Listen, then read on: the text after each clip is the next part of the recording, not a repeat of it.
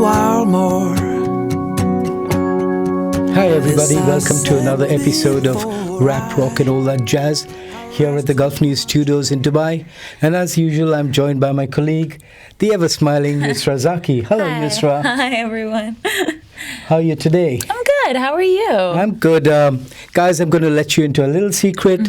We've got a really interesting show ahead of us today. In fact, the choice of subject was suggested by the big boss, our editor-in-chief, Mr. Abdul Hamid, who's pretty much a music aficionado, and he wanted us to talk about golden voices. Yes, and if the boss asks for it, we have to do it. So And let's get it right, Yusra. So I need all your support as we go along. Yes. Listen, voices, this is very subjective.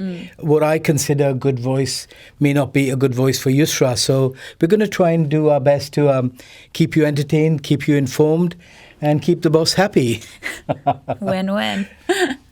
So tell me, why can't I pick somebody like Adam Levine or The Weeknd to be like a golden voice? That's a good question to start the show with, because basically you get a golden voice usually decades after you've performed. Okay. And Adam's still very relevant. He's a current singer. So he's a singer. He doesn't have a golden voice. All right. He's got a great voice. He reaches out to the young people. Sorry, Adam. No, but Yeah, sorry, Adam, as well. Yeah. But yeah, we're talking about people with astounding voices. People like Al Green, Sam Cooke, Marvin Gaye. Many people out here, young people, may not know about these bands, but they're absolutely iconic singers.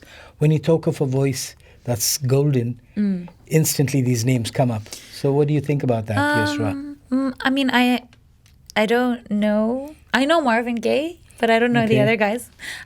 My golden voice would probably be Andrea Bocelli. You're absolutely right. If we're talking about someone with a crazy good voice, maybe. What about that other guy, the Josh? What's his name? Don't worry about him. We'll come back to Josh later. But yeah, there's so many lovely, and I agree with you, Bocelli is right up there with the top 10 voices of all time. But if you're going to put your neck on the line, or well, I have to do it this time, I would have to say that perhaps one of the smoothest voices of all time has to be a singer called Lou Rawls. Okay. And I'm not saying this because he's the editor's favorite, but he really has got an astounding voice. When he sings, it just rolls off his tongue. Okay. Lou Rawls. You've got to, guys, go and listen to him, Google it, or look for him on your Spotify, as Yusra would do. Me, I'd go to my iPod. I've got a lot of albums of Lou Rawls on it. Nice. But does the name sound good to you, at least? Yeah. I don't recognize it, but I will definitely check it out as soon as we wrap this up. Yeah. So why is his voice so amazing? How long has he been singing? Like, do tell. Yeah, Lou Rawls and people like Al Green, Billy Paul, Curtis Mayfield, Bobby Womack, Al Jarreau.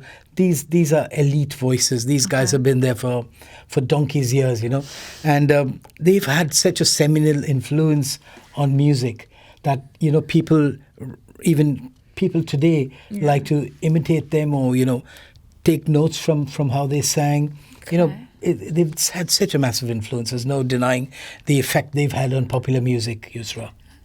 Amazing.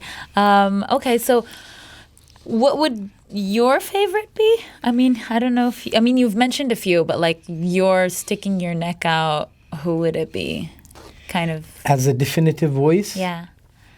Oh, that's even a pretty tough call for me, but because quite often the songs influence the way you define a good voice. But there's a guy called Al Green Okay, yeah. who so sang you "Let's Stay mentioned him. Together."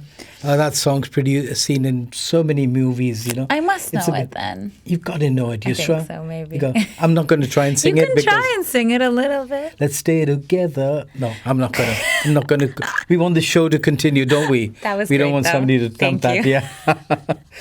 But yeah, so it's lovely to talk about good voices, and guys, of course, we're going to be talking about in a broader way about good singers.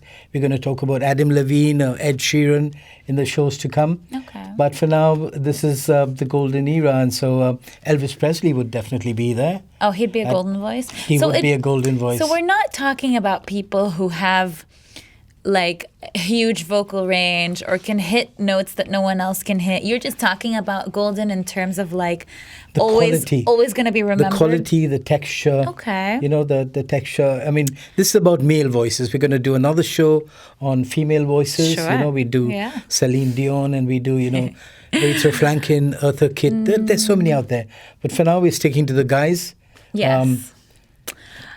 In Go this ahead. case, wouldn't someone like Dean Martin or Frank Sinatra be You're absolutely considered- right. Yeah, Okay. they're from the Brat Pack. Finally, people I Brat know. Pack. Sorry about that. Rat Yeah, Pack. the Brat Pack. Yeah, Brat? the Brat Pack. Yeah. So they were Dean Martin. Okay, elaborate. There's so many of them. Dean Martin, Yeah. Pat Boone. Okay. You know, they're lovely, lovely singers out there. And they all remembered not just for the songs they wrote, for the appeal they had, Yes. but for actually the texture of their voice, the timbre that they brought Okay. to their singing. Yeah. And if you go to remastered songs, because those days they didn't have 8-track studio recordings and all that, so it didn't really benefit their voices. It didn't do much for their voices, for the quality of voice that they had.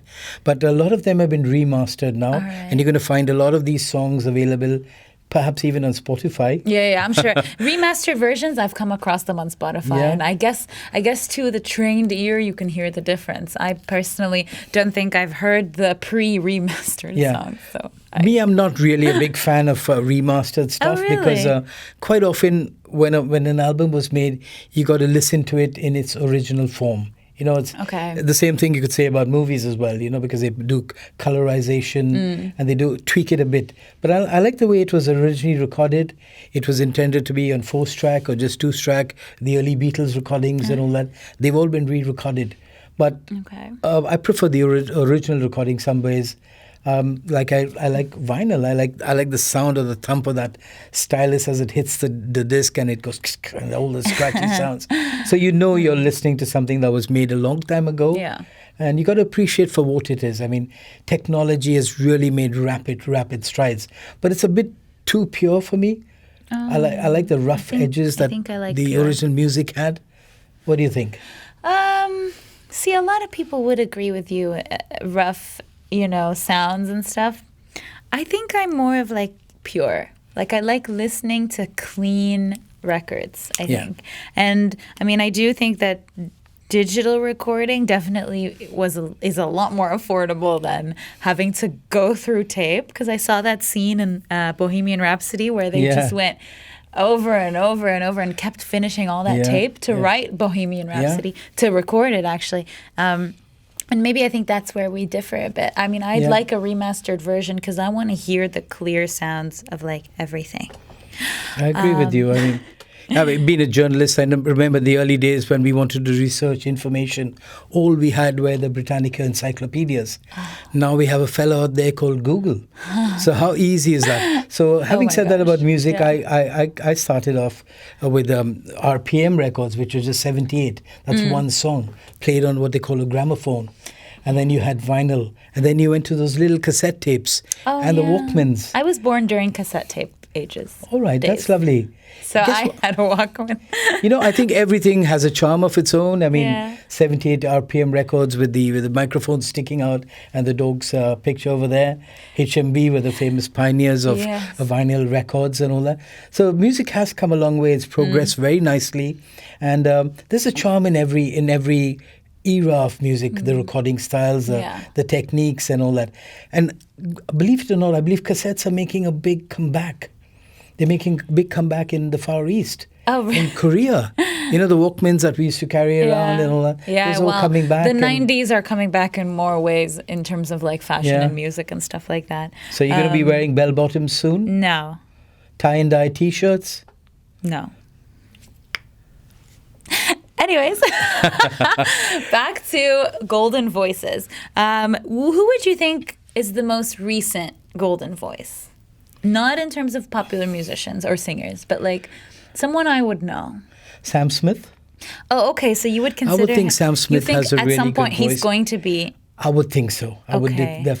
Let's get this right. Ed Okay. Sheeran is a great artist. He's got a gift for making brilliant music. Yeah. He's a producer. He's he's an influencer. But in terms of quality of voice, I think Sam Smith really stands out. That's very and I'm sure Michael Bublé, he would also be considered. People will remember him for a long time. Remember I these think. people with these kind of voices.